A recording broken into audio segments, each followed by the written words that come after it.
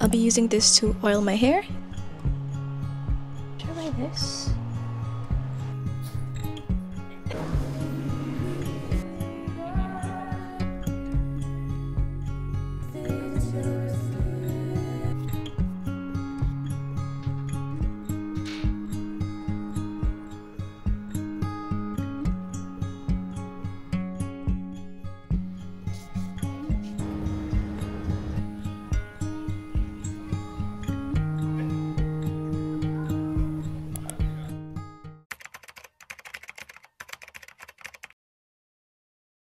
Hello, it is the new week and I'll be watching Aurora's concert for the first time, and I have like a few clothes there that I just want to try on. I'm just gonna like see what fit I'm gonna wear for today, and yeah, I have Aurora playing right now just to like get into the vibes before going there. Yeah, I'll just see what I can come up with my clothes.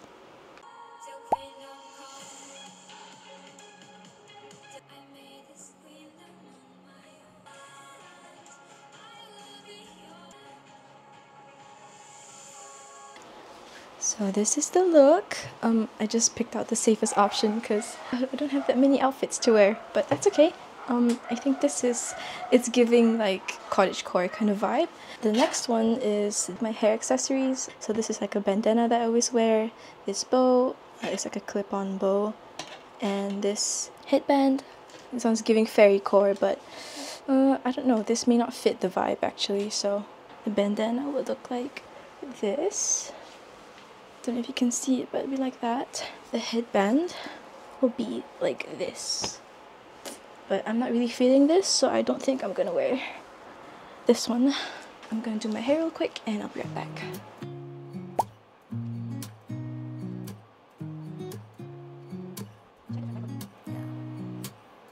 Here's to the good days, here's to the sorrows. If this is a mistake, I know about tomorrow. I don't wanna fight no more, cause I don't feel the need no more, no. Just wanna make I'll be using this to oil my hair to give it a little bit of a nice scent to it. in the water. Or maybe we just hit the end of the road. Right now it doesn't even matter. It's too late not to let it go. And that's why I wish you the best. So I have this bandana that I'm going to try like this, or this cute bow. Don't know if you can see that, but yeah, we'll see. So I've worn my bandana and I'll be wearing my jewelry. So like I'll be wearing these very cute butterfly earrings and my go-to necklace, which is like this, a very simple jewelry, as well as my go-to bracelet from Kyoto. So I'll be wearing all that and my lipstick, and then we have to leave. It's too late not to let it go. And that's why I wish you the best and say goodbye. I'm currently using this perfume. It is called White Musk Flora from The Body Shop, and it has like everything that I love. Like one of the flowers they had is Lily of the Valley, and it has like the nicest smell ever. So yeah, and we're ready to go. Bye. Before we make this even worse, it's gonna hurt even more than just us. We can't be I wish you did that trend thing, but it's over. So yeah. I'll be, you'll be, yeah, we'll be fine. So let's call it a night, and that's why I wish you the best and say goodbye.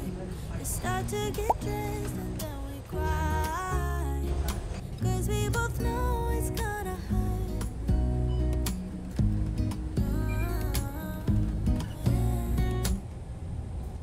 So, a little context about Aurora.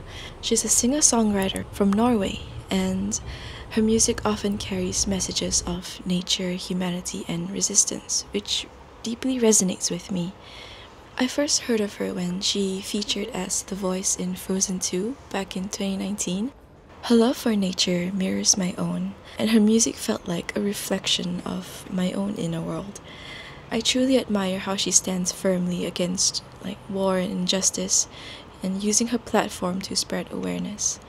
I think there's so many artists out there that wants to make a difference, and as far as I know, she's one of the biggest artists who actively makes a stand for victims of violence and injustice. I think listening to her live for the first time felt very empowering, and to me, listening to her songs reminds me that gentleness and strength can coexist, and even small voices can make a difference. I think it's really important to choose who you look up to, admire their morals, spread a little bit of kindness in the world, and she has become the inspiration for me these past few years.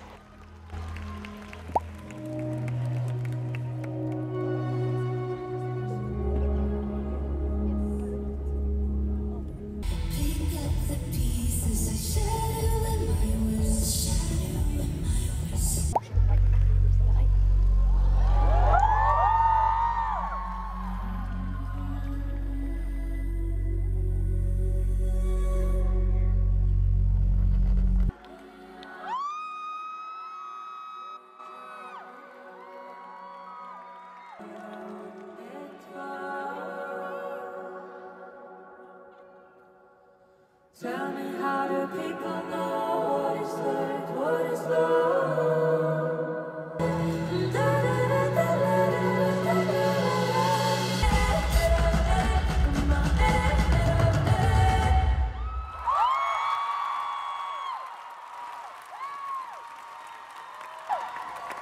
Thank you so much. I love you too. Thank you, and 𝚘𝚏𝚏𝚒𝚊𝚝𝚐 and 𝚘𝚙𝚎𝚗 because well, hello, my friends. I am very honored that you are all here and that you want to spend this evening with us. Thank you.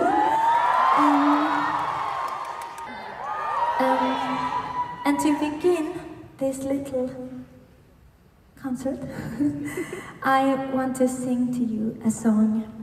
In the chorus, I always think that it sounds like I'm trying to run from myself in the melody. So I kind of... Oh no, shit! You think it's Runaway, don't you? No. Shit. No, it's not. But it will come later, maybe. No? But you'll have to wait and see. But first, we're gonna sing something else. Okay. There was a... Who said that? You. There's a beautiful man here in the front, and he said just, okay. Thank you for your approval. Now we know it's fine.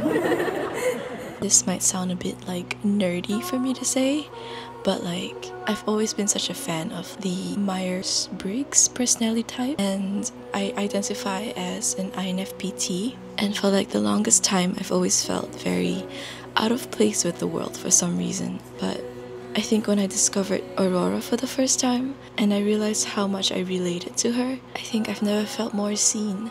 And it turns out that she's also an INFP. So I think that brought some comfort to me. We sing this song every night for the children in Ukraine, in Congo, in Sudan, in Syria,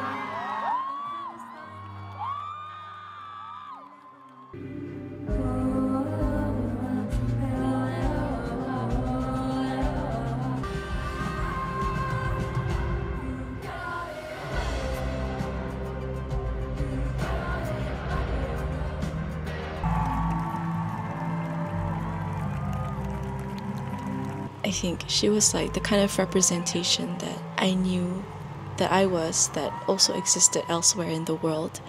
So yeah, that was kind of cheesy, but that's that's my thoughts.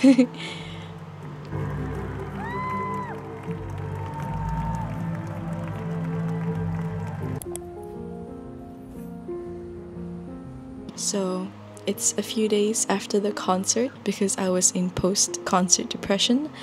But anyway, I'm back to drawing again. So here I'm just continuing where I left off. So if you watched my previous vlog, I made a few thumbnail sketches of like some concept ideas that I had about my mascot, Chica, in a forest or in like a secret garden of some type. I didn't get to record, but I did manage to do a little sketch of an idea that I had of Chica at like the entrance of the secret garden. So this is like before she enters this hidden realm. She meets this caterpillar. Yeah, I decided to make this caterpillar to be kind of like a guardian of the entrance to the secret garden. So I guess the role of the caterpillar is to grant entry to those who are worthy of entering the secret garden. I mean, that's the idea anyway. So yeah, this is just like a little concept of Chica meeting the caterpillar for the first time.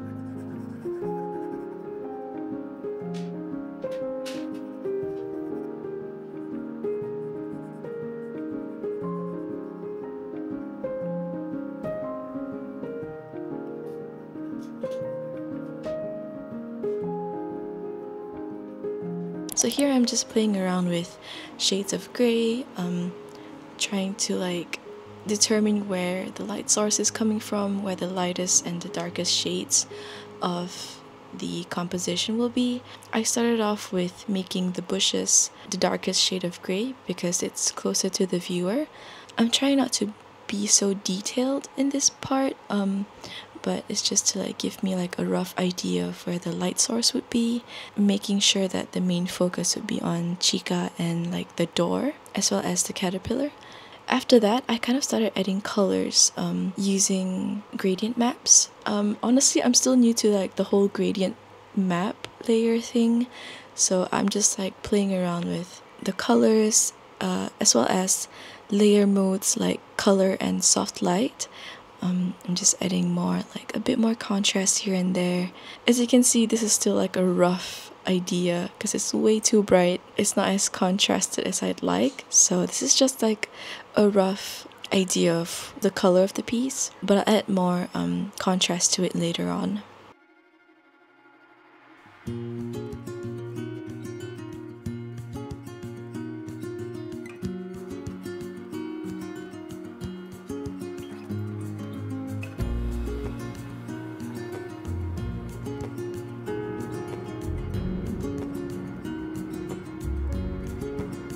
So this is the rendering process, or at least my rendering process.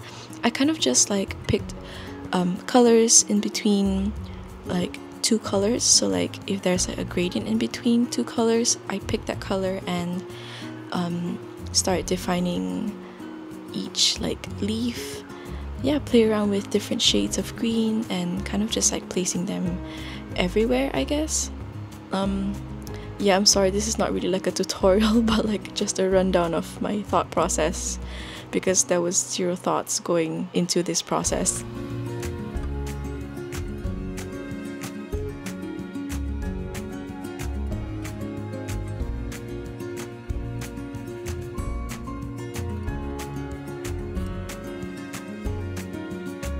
Oh, I forgot to mention that once I actually had all the colors down from grayscale to gradient maps, I kind of just merged all the layers together, and then I kind of separated each layer of the composition, so foreground, middle ground, and background. So in this case, the foreground are the bushes and the stairs. My process used to be like a lot of layers, but I think in this case, when you have to like render everything together, it just makes it easier to just merge all the layers together and kind of paint it as one. I don't know, I think each art process is different for everybody, but I think I go back and forth between these two. My process kind of just like is very hectic. I kind of just jump around between rendering the leaves of the bushes as well as the clovers that are on the ground. If I get bored in one specific area, I kind of just like jump around and move on to the next, and then get back into it after a while. Around this part of rendering the clovers, I also had like references pulled up and just looked at photographs of clovers and how light works on them. So like how the layering works. So it starts from like the darkest shade of green to medium and to light. The lightest shade of clovers would be at the very, very top, and the darkest shade would be at the very bottom. After that, I added some flowers because I didn't know there were flowers in clovers. So that's why references are important, people. And I've kind of just like repeated the process for the other side of the bush.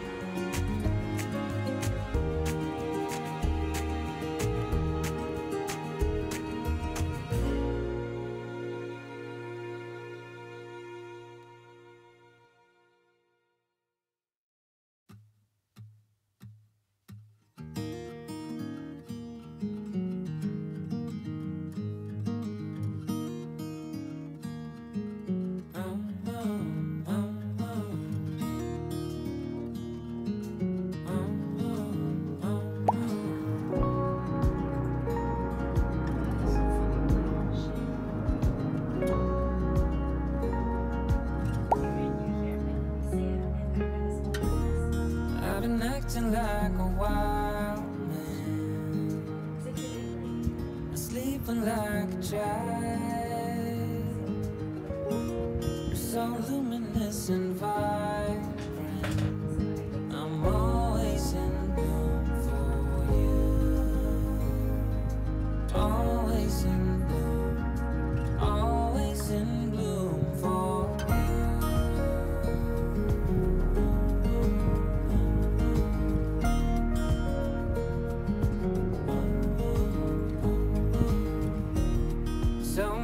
times I'm stranded, a castaway on unknown shore, although a stranger in this continent. I'm always in bloom for you, always in bloom, always in bloom for you.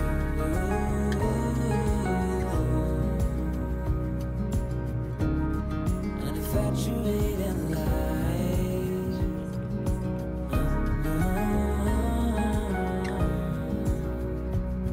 although it hurts me to be with you, I'm always in bloom, always in bloom for you,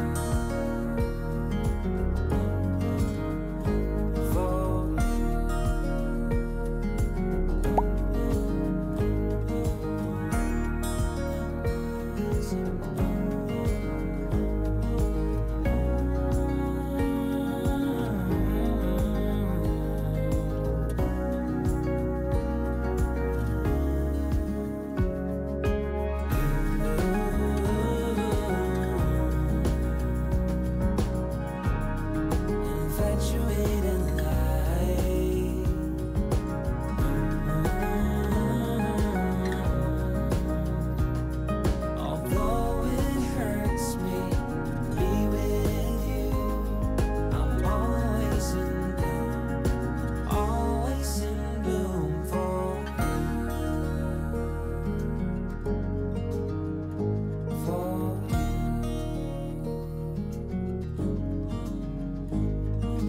After that, I kind of just added more contrast to the wall because it was too light, and I wanted more attention to the door, which has all the light from the other side, and yeah, just make it a bit more darker and adding a bit more saturation so the color will still pop even in a darker setting.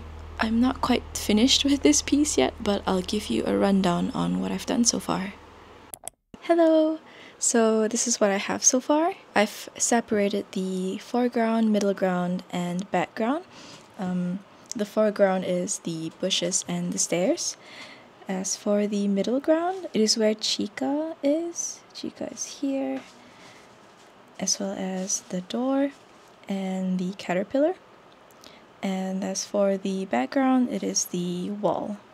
So I've only just started rendering the foreground, and I've added some details like the leaves of the bushes, the clovers and the flowers, and just a bit more rendering of the stairs. This one's not completed yet, but it's just to like give me an idea of how the colors would turn out. And oops, I forgot to render this part of the tree and the mushrooms, but that's fine.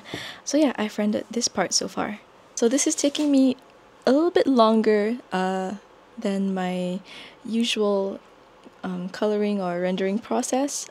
The art style that Sunkissed Valleys currently have, it's more cute and like just flat colors and just not many details here and there. So for example, this piece, this is like one of my very first few pieces for Sunkissed Valleys. I'm really proud of the way this turned out, because up until that point I haven't really drawn anything like digitally, so this was just like the art style that I went for when I was like still starting out with Sunkissed Valleys, and I'm really happy with the way it turned out, truly.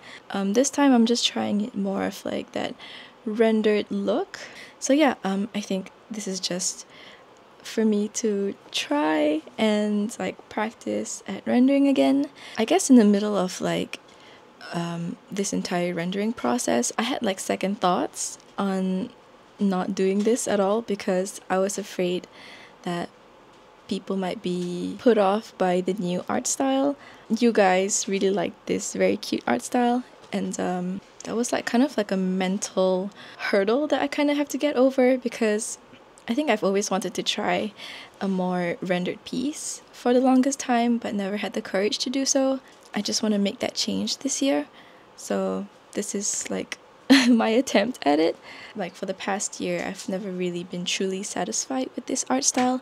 It's not that I was like unhappy, it's just I think I felt like I wanted to be more recognizable in a sense, more polished. Yeah, that's the word that I was looking for. More polished. So yeah, I guess I'm just taking this like this experience just for like myself. But do let me know your thoughts on this like rendering style or like this entire process. Anyway, all this to say, I'm trying not to beat myself up over it so much, because change is inevitable, and I think I really just want to like adapt into the art style that I was going for anyway. So like that's just like a me problem, you guys. It's really like not anything. So yeah, that's enough yapping for now, and let's head to the bookstore. So I'm heading to the bookstore today to pick up an art book that I've been looking forward to. I don't know if you watched my previous vlogs, but in that previous vlog, it was actually my first time going into that bookstore, and I made a pre-order on a certain book that I'm looking forward to, and it's been like almost 2 or 3 weeks now, and it's finally here. There were so many books here that caught my eye, like this Spiderwick Chronicles book. I don't know if you guys grew up around the same time that I did, but when the movie first came out, I think that was like an introduction to like a very mystical and secret gardeny type of world for me. With like all these like interesting creatures and stuff, and yeah, I think Spiderwick made a very big impact on my life creatively. So yeah, there were other books like inspired by nature books, so like creating characters based off botanical plants and flowers and all that. So this was very interesting to see. And here it is, the book that I've pre-ordered, and it's finally here. So it is the Art and Making of Arcane.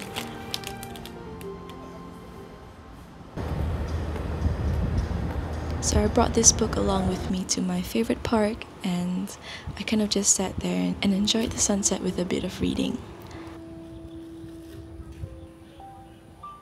I think everyone has hyped it so much that I caved in, you know, I could not have this book.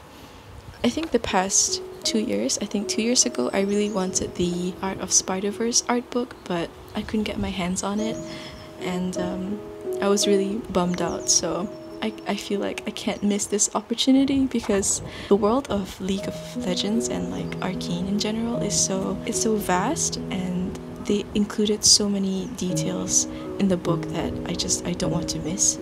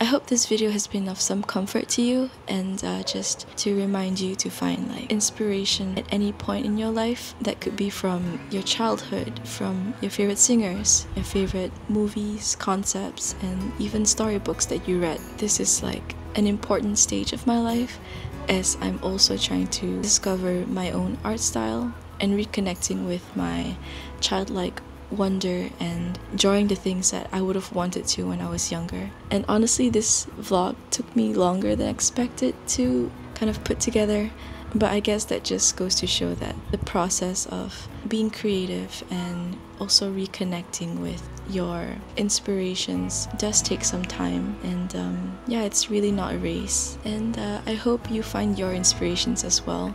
Anyway, I hope you enjoyed today's video and monologue, and I hope to see you in the next one.